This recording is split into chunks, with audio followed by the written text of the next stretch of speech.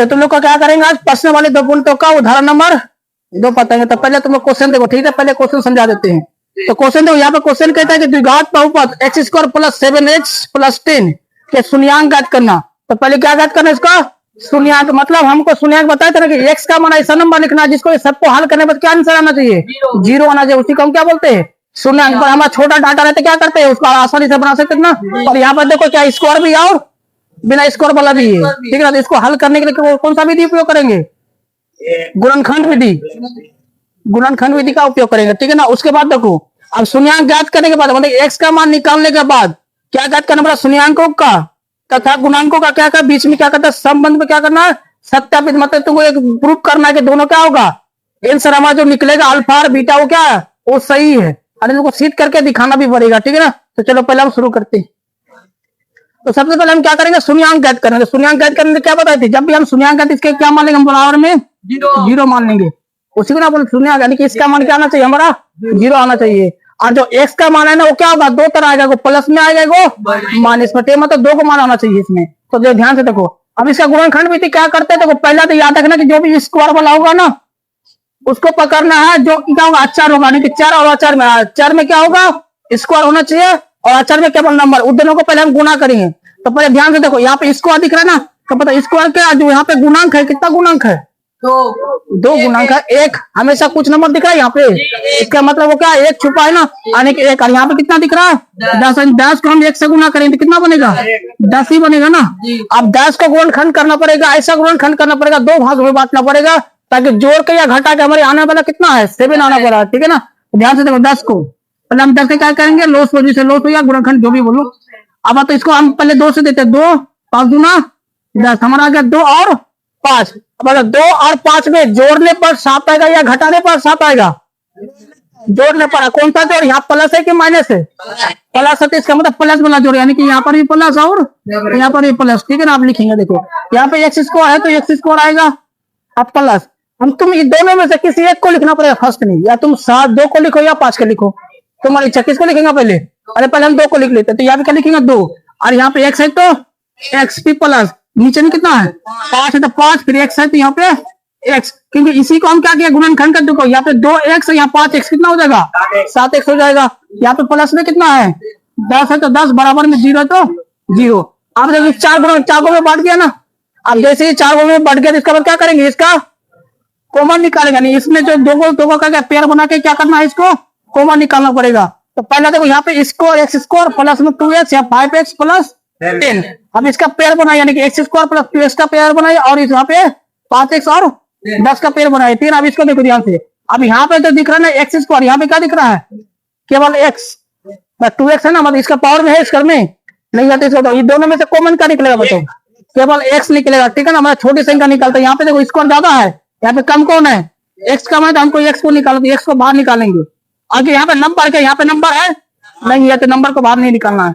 तो यहाँ पे देखो x का पावर 2 को था, यहाँ पे कितना निकाल दिया एगो निकाल दिया ना, अगर एगो निकाल दिया एगो क्या बचेगा एगो बच जाएगा, प्लस है तो प्लस, यहाँ पे तो 2x था 2x हम x को क्या कर दिए बाहर निकाल तो बचेगा हमारे पास यहाँ पे 2 प्लस। अब यहाँ ध्यान दो यहाँ पर भी देखो 5x यहाँ पे 10, यहाँ पे x है क्या यहाँ पे x है नहीं, इसके मतलब x को हमको कॉमन नहीं निकालना पड़ेगा। और यहाँ तो 5 यहाँ पे दिख रहा है, यहाँ पे कितना दिख रहा है 10, यानी 5 के घर में 10 आएगा ना, तो इसलिए हमारा 5 कॉमन क्या हो गया कॉमन निकल जाएगा। अब तो यहाँ 5x में 5 को बाहर निकाल दिया बचा कितना हमारे पास x प्लस है तो प्लस। अब 5 का घर में 10 कितना में आएगा 2 बार में 2 आ गया। अब हमारा बन गया गुणनखंड, ठीक है ना। ध्यान से देखो अब इसमें क्या करना है, देखो यहाँ पे देखो जो भी ब्रैकेट का अंदर देखो यहाँ पे x प्लस 2 यहाँ पर भी क्या x प्लस 2, ये दोनों सेम आना चाहिए।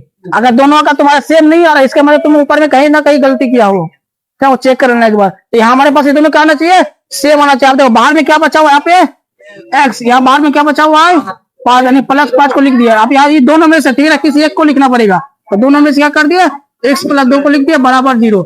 अब हमको इसमें क्या करना है x का मान निकालना पड़ेगा। अभी x का मान निकला है नहीं तो x का मान निकालेंगे, इसके लिए हम क्या लिखेंगे जब, और जब मतलब पहले इसको लेंगे फिर इसको लेंगे, ठीक है ना। इसे देखो यहाँ पे देखो x प्लस 5 ब्रैकेट में x प्लस 2 बराबर 0, यानी इसका मान भी क्या है 0 और इसका मान भी क्या है 0, तो ये को करके हल करेंगे। यहाँ पे पहले लेंगे x प्लस 5 बराबर जीरो। तो बताइए यहाँ पे एक्स का मान क्या निकलेगा, प्लस में उधर जाएगा तो माइनस में, यानी पहला आंसर तो निकला, इसका मान क्या निकला -5 निकला। फिर इसके बाद दोबारा निकालना है, तो दोबारा क्या है एक्स प्लस 2 बराबर में जीरो। तो बताइए एक्स का मान क्या होगा, ये प्लस हो जाएगा तो -2। अब हमारे पास क्या हो गया, इसका पूर्णांक निकल गया, क्या होगा एक्स का मान -5 और एक्स का मान हमेशा 2 को मान निकलेगा, ये तो प्लस मारिए प्लस प्लस है तो माइनस माइनस माइनस दोनों में से एक निकलेगा, ये 2 को। अब ये निकालने के बाद इसका हम क्या करें, प्रूफ करेंगे कि हमारा जो ये जो मान है ना वो सही है या गलत है। तो इसके लिए क्या करना पड़ेगा, अभी जो बताया था शून्यांकों का योगफल गुणनफल बताए ना, वो वाला विधि का उपयोग करेंगे। तो सबसे पहले हम यहाँ पर लिखेंगे शून्यांकों का क्या करेंगे, योगफल, शून्यांकों का योगफल। तो ध्यान से तो योगफल निकालने के लिए हम इसको मान लेते क्या, इसको मानते हैं अल्फा, ठीक है ना, इसको मान लेते हम लोग बीटा मान लेते, ठीक है ना। और इसको जब -5 को माने अल्फा और -2 को मान ले हम लोग बीटा। तो इसका फॉर्मूला क्या होता है, अल्फा प्लस बीटा बराबर क्या होता है, बराबर होता है -b बटा a। तुमको b और a का मान तुमको यहाँ से लिखना पड़ेगा, ठीक है ना, और जो अल्फा बीटा है यहाँ से लिखना पड़ेगा। ध्यान से देखो यहाँ पर तुमको दिख रहा है अल्फा प्लस है ना, तो अल्फा का मान कितना माने -5, फिर प्लस यहाँ पर प्लस है, अब बीटा का मान देखो, बीटा का मान कितना है -2 बराबर, या माइनस है तो माइनस लिखेंगे, बी का मान देखो, यहाँ बी का मान देखो, यहाँ बी यानी कि एक्स का गुना कितना है 7, केवल 7 लिखेंगे। अब ए का मान तो ए का मतलब इसको का गुना यहाँ पे कुछ है नहीं है, तो क्या मानेंगे इसको 1 मानेंगे। अब इसको हल करो, यानी -5 बाहर निकलेगा, प्लस -2 बाहर निकलेगा, बराबर में -7। क्या नीचे में 1 का वैल्यू है नहीं, तो 1 को छोड़ देना। तो बताओ -5 और -2 कितना होता है -7, बराबर में क्या होगा -7 का, तो मतलब इनसे सेम आया, यानी कि तुम्हारा सिद्ध हो गया कि अल्फा प्लस बीटा का मान क्या सेम है। अब इसके और सिद्ध करना पड़ेगा, कौन सी करना है, गुणनफल वाला, ठीक है ना। तो पहले इसको लिखो जगह में, ठीक है,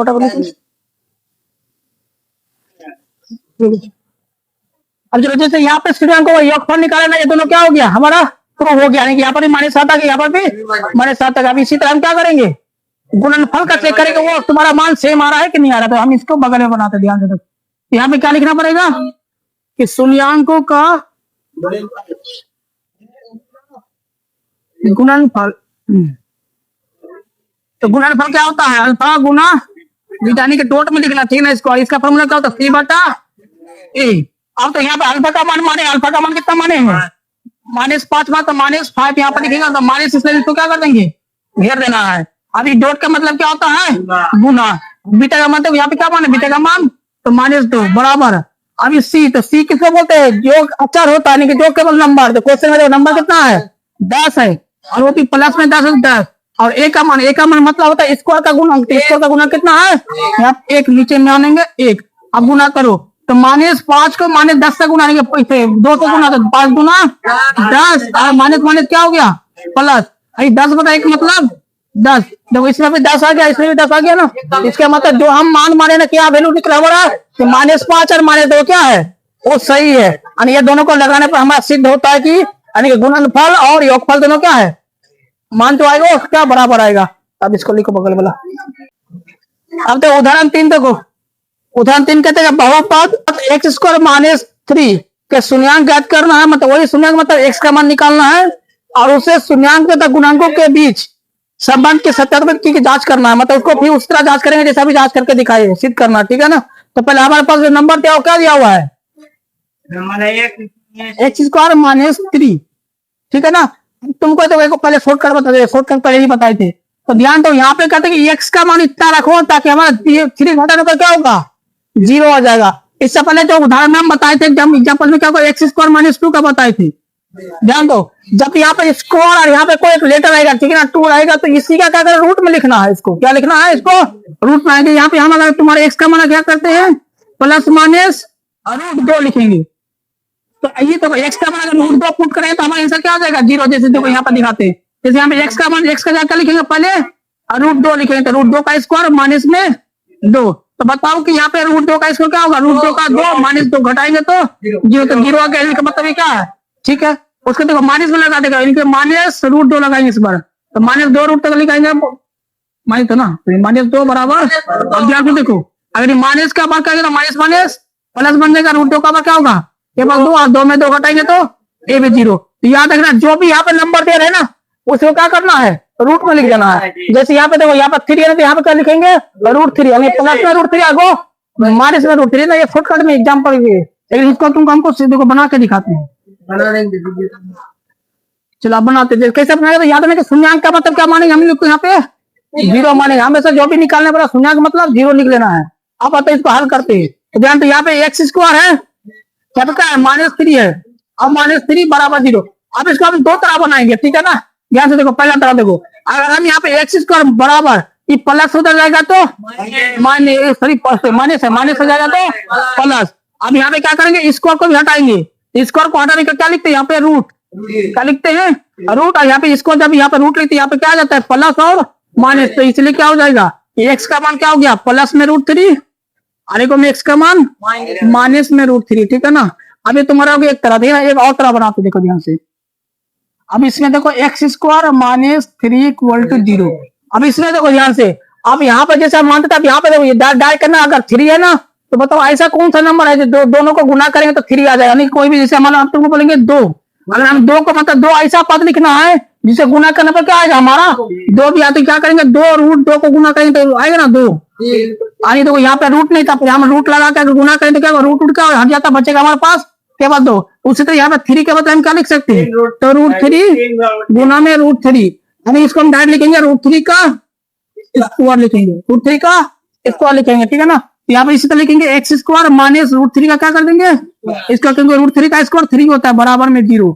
अब तो यहाँ पे कौन सा फॉर्मूला है, यहाँ पे a मानते, यहाँ पे b, a² - b का फॉर्मूला क्या होता है, एक बार प्लस में लिखना, एक बार माइनस में लिखना है। कि यहाँ पे लिखेंगे x -√3 और एक बार प्लस में, x प्लस √3 बराबर में 0। अब जैसे निकाल रहे, जब दो खंड में लाने के बाद क्या करेंगे, जब लिखेंगे, क्या लिखेंगे, जब। तो यहाँ पे मानेंगे जब। अब जब में क्या मानेंगे, x -3 बराबर में 0, तो x का मान क्या लिखेंगे, जब ये माइनस उधर जाएगा तो प्लस में आ जाएगा, ठीक है ना। अब इसको मिटा रहा हूं, अब फिर यहाँ पे लिखेंगे, फिर में क्या आ जाएगा, दूसरा वाला, दूसरा में क्या, x + √3 बराबर में 0। तो x बराबर क्या होता है, प्लस उधर जाएगा तो -√3। देखो तुम इस तरह बनाओ या तुम डायरेक्ट इस तरह करो, तुमको जो आंसर देखो सेम आएगा, है +√3 -√3, +√3 और -√3, तुमको जैसे बनाना आंसर हमारा क्या आएगा, एक ही आएगा। अब इसको अगर माने, इसको क्या मानते बताओ, इसको मानेंगे अल्फा, क्या मानेंगे अल्फा, इसको मानेंगे बीटा। अब इसको सिद्ध करना, ठीक है ना। अब तुम इसको अगर लिखेगा तो इसको भी मानेंगे अल्फा और इसको मानेंगे बीटा, ठीक है। या तो तुम इसको लिखो या इसको लिखो, दोनों में से एक को लिखना पड़ेगा। अब यहाँ पे हम क्या करेंगे, सिद्ध करेंगे, प्रूफ करना। तो प्रूफ करेंगे कौन सा फॉर्मूला, शून्यांकों का पहला होता है योगफल, यानी कि अल्फा प्लस बीटा, फॉर्मूला क्या होता है -b/a होता है। अब तो अल्फा का मान तो माने थे, अल्फा का मान कितना माने हैं, √3 है ना अल्फा का मान, फिर प्लस, और देखो बीटा का मान कितना है, -√3 है, इससे बराबर बी का मान, तो बी का मान तो यहाँ से देखो, यहाँ पे आप a b लिखेंगे तो कैसे लिखेगा ना, तो जो भी a का मान आता है ना, जो भी a का मान है, a का मान क्या आता है, स्क्वायर वाला गुणांक, a का मान स्क्वायर वाला गुणांक, स्क्वायर दिख रहा है ना, इसका आगे में कितना छुपा है, एक, तो एक आ गया। b मतलब b का मान होता है कि केवल 4 होना चाहिए, स्क्वायर नहीं होना चाहिए, यानी जिसका घात में 1 हुआ। यहाँ पे कहीं भी x दिख रहा है, 4 दिख रहा है नहीं, तो इसका मान क्या हो जाएगा, 0 आ जाएगा। c का मान मतलब आचार का मान तो कितना है, -3 है तो -3, यानी a का मान 1 आ गया, b का मान 0 आ गया, c का मान -3 आ गया। तो मतलब -b यानी कि b का मान कितना दिख रहा है, 0। क्या 0 में माइनस प्लस लिखेंगे, नहीं, a का मान देखो 1। अब ध्यान से देखो -3, अब ये प्लस है हमारे, तो प्लस माइनस में -√3 निकल गया बाहर। अभी 0/1 मतलब 0, इधर भी +3 या तो +√3, यहाँ पे -√3, तो घटाए क्या दोनों क्या हो जाएगा, कट जाएगा, दोनों कटने से क्या हो गया 0, इधर भी 0, तो दोनों तो सिद्ध हो गया कि हमारी क्या होगा, ये अल्फा प्लस बीटा का मान क्या है 0 है। अब -b/a का मान भी क्या है 0, यानी कि इस्तेमाल सिद्ध होगा। दूसरा क्या सिद्ध करना है, यहाँ पे करते हैं गुणनफल, ठीक है ना, शून्यांकों का गुणनफल। अरे अब यहाँ क्या होगा, अल्फा गुना बीटा, इसका फॉर्मूला क्या होता है, c/a। अल्फा का मान देखो, अल्फा का मान क्या है √3 गुना बीटा का मान -√3, देखो यहाँ लिखा हुआ है बराबर। c का मान देखो, c का मान कितना दिख रहा है -3, a का मान 1। अब चलिए इसको गुना करो, तो √3 को √3 से गुना करेंगे तो क्या होगा, केवल 3 गुना करना है ना, √3 को √3 से गुना करेंगे तो रूट हट जाता, 3 आ गया, माइनस है तो माइनस बराबर, यहाँ 1 का कोई वैल्यू नीचे में नहीं, तो -3 का 3, तो ये भी क्या हो गया, सिद्ध हो गया ना। यानी हमारे योगफल भी क्या सिद्ध कर रहा है, गुणनफल क्या कर रहा है, सिद्ध कर रहा है। इसका मतलब जो हम वैल्यू माने ना √3 और -√3 क्या वो सही मान है। चलो अब इसको लिख